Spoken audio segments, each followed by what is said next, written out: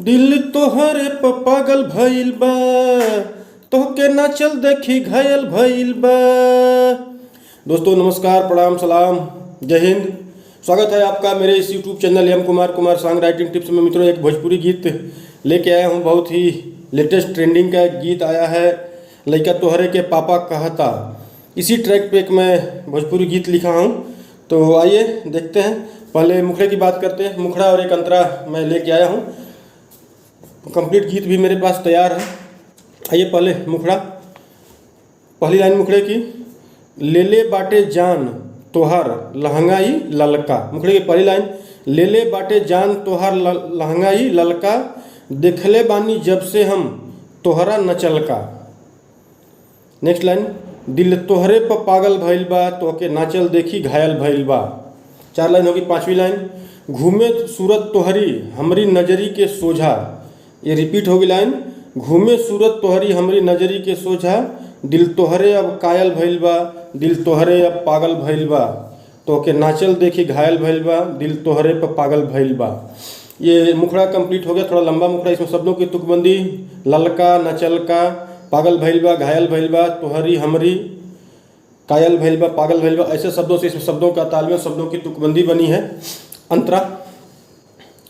अंतरे की पहली लाइन, चौकी पर चढ़ी बड़ी तू कूदलू, कमर लचका देलू पूरा हो।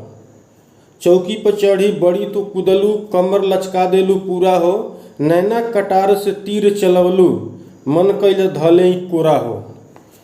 ये 2 लाइन हो गया। ये रिपीट होगी लाइन। उसके बाद तीसरी लाइन अंतरे की क्या आएगी, दिलवा बेहाल भइल तोहरे पर आके, मानी मन तबे अब तोहरा के पाके। नेक्स्ट, जब से देखले बानी जागल भइल बा, दिल तोहरे पर पागल भइल बा, तोहके नाचल देखी घायल भइल बा।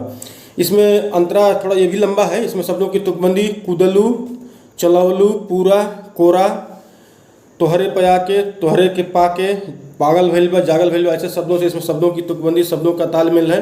एक छोटी सी स्टोरी बता दो किस विषय पे गीत। कोई डांस करने वाले ऑर्केस्ट्रा में आते हैं लोग, तो उनके ऊपर ये गाना बनाया है हमने कि वो कैसे लहंगा पहन के नाच रही हैं, तो उसको देख के कोई पागल हो गया है, घायल हो गया है, उसके डांस का कायल हो गया। उसकी तारीफ है इस गाने में। तो आइए इसको मैं अपनी आवाज़ दे के बता देता हूँ कि कैसे इस गीत को गाया जाएगा।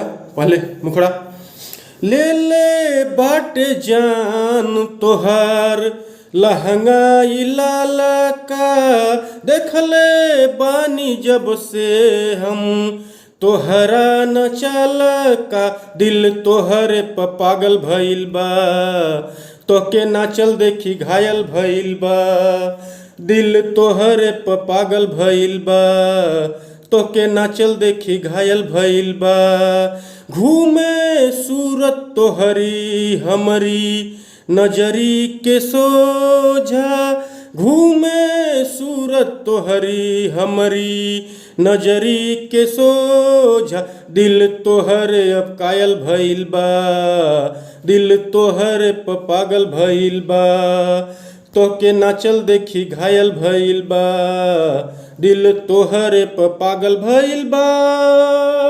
ये मुखड़ा हो गया दोस्तों।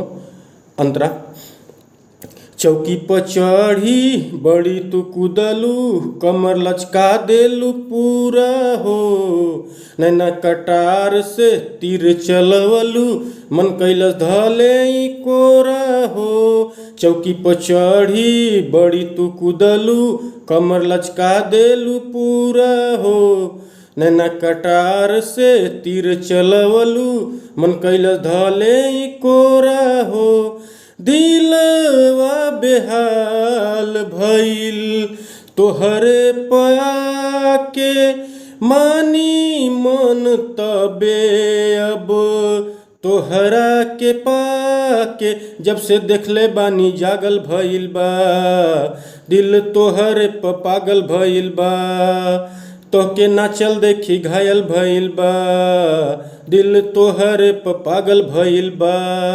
तो दोस्तों ये थोड़ा मैं आवाज़ पे मत जाइएगा, लिरिक्स में थोड़ा लिख लेता हूँ। आवाज़ मेरी सिंगर वाली नहीं है, थोड़ा सा मैं गाने में हो सकता है कि अच्छा न गा पाया हूँ। ज़रूर आप लोग मेरे वीडियो को पूरा देखिएगा और कमेंट करके बताइएगा कि कैसा है मेरा गीत लिखने का प्रयास। Thank you.